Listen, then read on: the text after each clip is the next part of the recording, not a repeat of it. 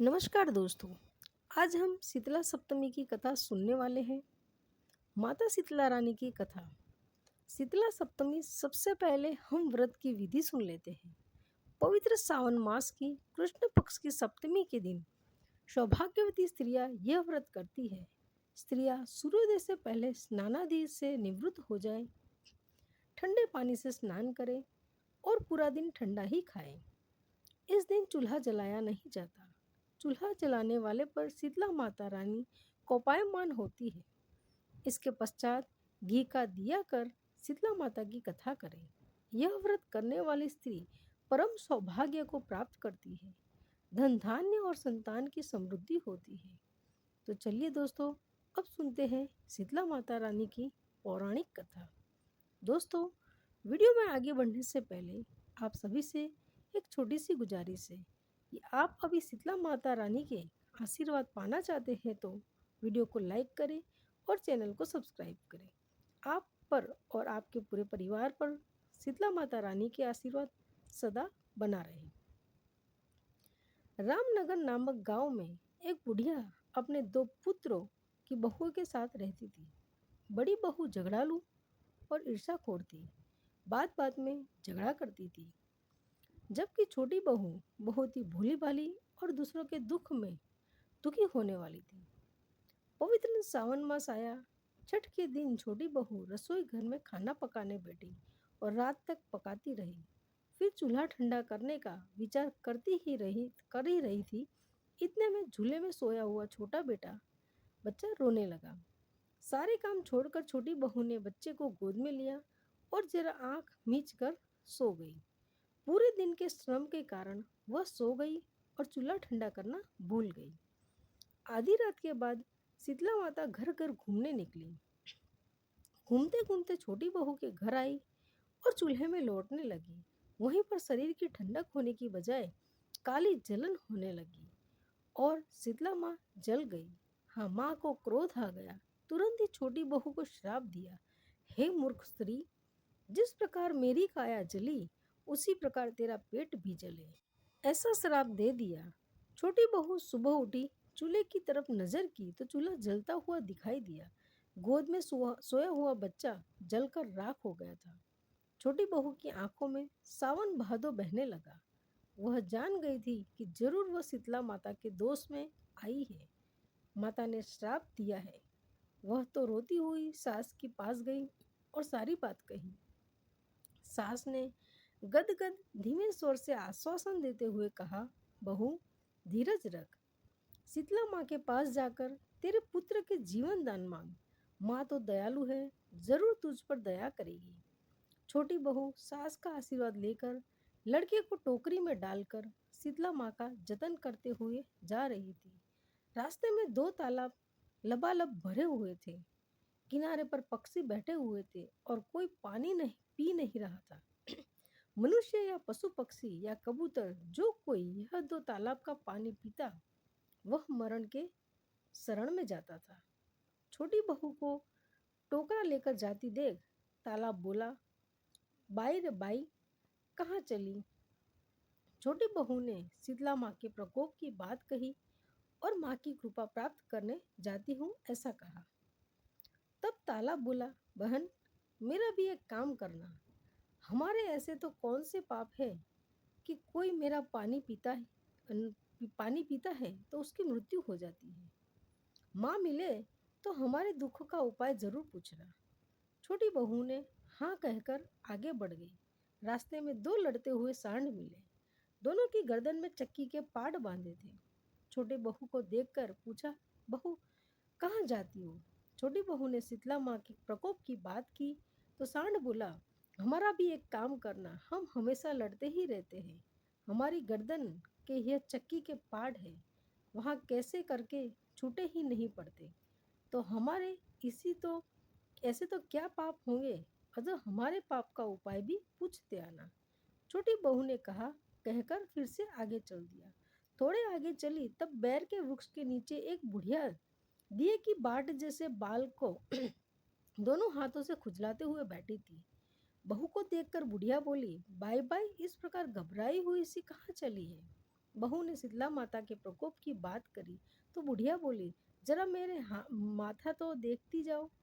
छोटी बहू को जल्दी थी, पर वह बहुत दयालु थी। उसने पोटला नीचे रखा और लड़के को बुढ़िया की गोद में दे दिया और लगी माथा देखने। जैसे जैसे बहू के हाथ बुढ़िया के बालों में से जू निकालने लगी, वैसे वैसे बहू बुढ़िया के हाथ लड़के के शरीर पर फेरने लगी। थोड़ी ही देर में तो बहू ने बुढ़िया के बाल में से जू निकालकर माथा साफ कर दिया। माथे से खुजली गई और वह बुढ़िया बोली, हाँस बहन, बेटी तूने मेरा सर में से खुजली मिटाकर जैसे मेरी पीड़ा समाई है, उसी प्रकार तेरे पेट को भी ठंडक पहुँचे। जैसे ही बुढ़िया इतना बोली कि गोद में बच्चा माँ माँ करके रोते हुए रोने लगा। लड़के को रोता देख तो राजी हो गई। उसके मन में आनंद नहीं समाता रहा, लेकिन थोड़ी ही देर में ही उसे विचार आया कि मानो या न मानो, यह बुढ़िया के पैर में गिरने लगी। बस माँ, मैं आपको देख गई हूँ, मुझे माफ़ करो। माताजी, मेरी भूल मैं स्वीकार करती हूँ। आपने मुझे आपने मुझ पर दया करके मुझे माफ़ करके मेरे पुत्र को संजीवन किया, वरना तो मेरा क्या होता। ऐसा कहकर रोने लगी। तब शीतला माता बोली, रो मत बेटी, मेरा व्रत करने वालों को हर तरह से ध्यान रखना चाहिए। व्रत अखंड होना चाहिए, विधि अनुसार वर्तना चाहिए, इसमें जरा सी भी भूल न हो, इसका ध्यान रखना चाहिए। जरा सी भी भूल हो तो व्रत का फल नहीं मिलता है और श्राप लगे, पाप लगे। इसीलिए अब ऐसा ध्यान रखना। जा सुखी हो, मेरा आशीर्वाद है। शीतला माँ का आशीर्वाद लेकर बहू अपने सजीवन पुत्र को गोद में डालकर जाने के लिए तैयार हुई और दो हाथ जोड़कर बोली, माताजी, रास्ते में आते ही दो तालाब है, निर्मल जल छलाछल पानी है, नारियल जैसा मीठा पानी है, पर कोई बूंद पानी पीता नहीं, कोई तालाब के सामने देखता नहीं। उसके पाप का निवारण क्या है, ये आप कृपा करके कहो। बहू की बात सुनकर शीतला माता ने कहा, बेटा, पिछले जन्मों में यह दोनों सौतन थी। दोनों के बीच ऐसा बैर था कि रोज लड़ते थे। घर में बलौना था, इसलिए छाछ होती थी, और छाछ कोई अड़ोस पड़ोस या अतिथि लेने आते तब उस छाछ में चला जल पानी डालकर देती थी। इस पाप के कारण इसका पानी आज कोई पीता नहीं, इसलिए अब तू जाकर उसमें से चुल्लू भर पानी पीना, ऐसे इसके पापों का नाश हो जाएगा। फिर तो तालाब के पाप का निवारण सुनकर फिर से बहू ने दो हाथ जोड़कर माता माता रानी को कहा, माताजी, इसके बाद रास्ते में आते हो दो सांड मिले। दोनों अखले पूरा दिन आमने सामने लड़ते ही रहते हैं और वह दोनों के गले में घंटी के पड़ लटकते हैं। इसके पाप का निवारण क्या है, वह कहो। शीतला माता ने कहा, सुनो बेटी, पिछले जन्मों में यह दोनों देवरानी जेठानी थी। दोनों छोटे मन वाली थी। घर में खांडनी और चक्की थी, पर आड़ोस पड़ोस में पीसने खड़वाने आए तो छनक कर बाहर निकाल देती थी। कोई को पीसने नहीं देती थी। यह पाप आज उसको नड़ता है, तो तू उसके पास जाकर और उसके गले में से बांधे चक्की के पड़ को छोड़कर दोनों को मुक्त कर देना। अतः इसके बाद कभी भी दोनों लड़ाई झगड़ा नहीं लड़ेंगे। इतना कहकर शीतला माँ आशीर्वाद देकर आलोक हो गई और बहू तो अपने संजीवन पुत्र को लेकर घर की ओर चल पड़ी। रास्ते में वह दो सांड मिले। बाई बाई, दिया काम किया आपने, हमारे पाप के निवारण जाने। बहू ने कहा, हाँ, पिछले जन्म में तुम दोनों देवरानी जेठानी थे। घर में खाननी और चक्की होने के बावजूद किसी को पीसने नहीं देते थे और छनक कर भगा देते थे। वह पाप आज तुम्हें भुगतने पड़ रहे हैं और इस वजह से तुम दोनों सारा दिन लड़ते ही रहते हो। इतना कहकर बहू ने दोनों के गले में से बंधी हुई चक्की के पड़ छोड़ दिए और दोनों लड़ते बंद हो गए। बहू तो आगे बढ़ी। आगे रास्ते में वही दो तालाब आए। तालाब के पास पहुंचते ही तालाबों को पूर्व जन्मों की बात कही और कहा, बहन, भगवान के पास तो स्पष्ट न्याय है कि जैसा करोगे वैसा भरोगे। यह भावना बोलना नहीं। खाखरा बो तो खिचड़ी मिले नहीं, दूध का दूध और पानी का पानी में यह मानना बोलना नहीं। इसलिए अब ध्यान रखना बहनों, भूखे को अन्न और दुखियों को जो यथाशक्ति अनुसार मिले तो दे देना। ऐसा कहकर बहू ने चुल्लू भर पानी तालाब में से पानी पिया और कहा, भगवान तेरा भला करे। और इतना कहते ही आसमान में से पंछियों की टोली तालाब के ऊपर उतर पड़ी। पशु जानवर भी पानी पीने आने लगे। यह देखकर दोनों तालाब प्रफुल्लित हो उठे। घर पहुंचने में देर हो जाएगी ऐसा विचार करके बहू लड़के को लेकर चली। घर आकर सासू माँ की गोद में बच्चे को रखकर बोली, सासू माँ, शीतला माँ के मन ठहरे, हमारे पेट भरे। माँ ने हमको प्यार किया, छोटे बाल जीवित की, शीतला माता का व्रत हमें फला। साथ तो अपने पुत्र को संजीवन हुआ देख सास तो अपने पुत्र को संजीवन हुआ देख अत्यंत हर्षित हो गई। वही को प्यार दुलार कर धन्यवाद दिए। इस और जब जेठानी ने जाना कि छोटी बहू बच्चे को तो टोकरी में डालकर शीतला माँ के पास गई, उन्हें जीवित हो गया, तो वह ईर्ष्या की मारी जल उठी। पर अब क्या हो सकता है। इस बात को बहुत समय बीत गया। दिन बीतने लगे। फिर से शीतला छठ का दिन आया। तब वह झगड़ालू और हालू जेठानी के मन में हुआ कि मैं भी देवरानी की तरह शीतला माँ का आशीर्वाद लेने जाऊं। ऐसा करके उसने अपने बच्चे को पालने में झुलाया। आधी रात तक रसोई में काम करके चूल्हा जलाया। चूल्हा जलता रखकर बाई तो सो गई। रात को घूमने निकली शीतला माई जेठानी के घर आई। रसोई में जाके देखा तो चूल्हा सुलग रहा था। यह देखकर शीतला माँ खुरपी हुई चूल्हे के राख में सोई और उनका शरीर जला तथा श्राप दिया, जिसने मेरे शरीर को जलाया है, ऐसा उसका पेट जल्दी। सुबह उठकर जहाँ पालने में देखा तो लड़का मृत पड़ा था। वह तो रोने लगी। सासू माँ ने आकर देखा और जेठानी से कहा, तुझे सचमुच शीतला माँ ने श्राप दिया है, इसलिए तू शीतला माँ के पास जा और उनकी क्षमा मांग और कहना कि माँ जी, मेरी भूल हो गई है, मुझे क्षमा करो और मेरे पुत्र को जीवित करो। देवरानी की तरह जेठानी बच्चे को टोकरी में डालकर शीतला माँ के पास जाने लगी।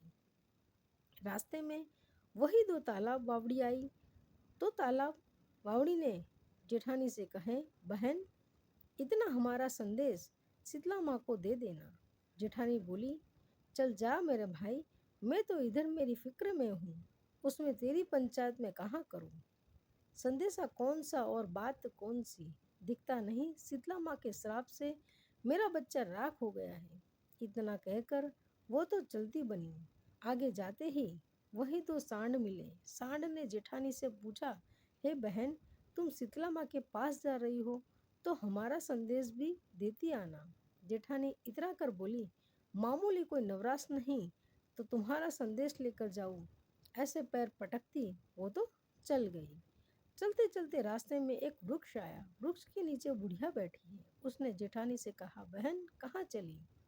शीतला माता के पास जाती हूँ, पुत्र को संजीवन करने। जेठानी बोली, ठीक है, जा, पर आ जाते जाते जरा मेरे माथे में से थोड़ी सी जू निकाल दी जा, भगवान तेरा भला करेंगे। बुढ़िया बोली, पर यहाँ तो अभिमान का पुतला रिक्शा का भंडार थी, वह तो कोई सेवा थोड़ी करे, इसलिए तुरंत बोली, है बुढ़िया, देखती नहीं मेरा पुत्र मृत पड़ा है और शीतला माँ अभी तक मिले नहीं।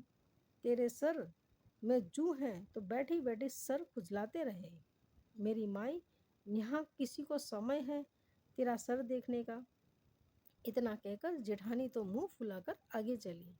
तब वह बुढ़िया बोली, वो भाई, सब देख नहीं तो कुछ नहीं, पर जरा हाथ फिराती पर कौन सुने। इस प्रकार पूरा दिन और रात जेठानी शीतला माँ की खोज में घूमती रही, पर इससे शीतला माता मिली ही नहीं। इसलिए बहनों, देखी या कोई कि इस ईर्षा में जलना ऐसा कोई कार्य न करे कि जिससे जेठानी जैसा हो। हम जो कर्म करते हैं उसका फल हमें अवश्य भुगतना पड़ता है। कोई का भला होता हो तो कुछ भी करके उसका कार्य कर दे, पर इनकार न करे। हो सके तो दान दक्षिणा देकर भूखों को भोजन दे। ऐसा करने से माता जी हम पर खुशी रहेगी।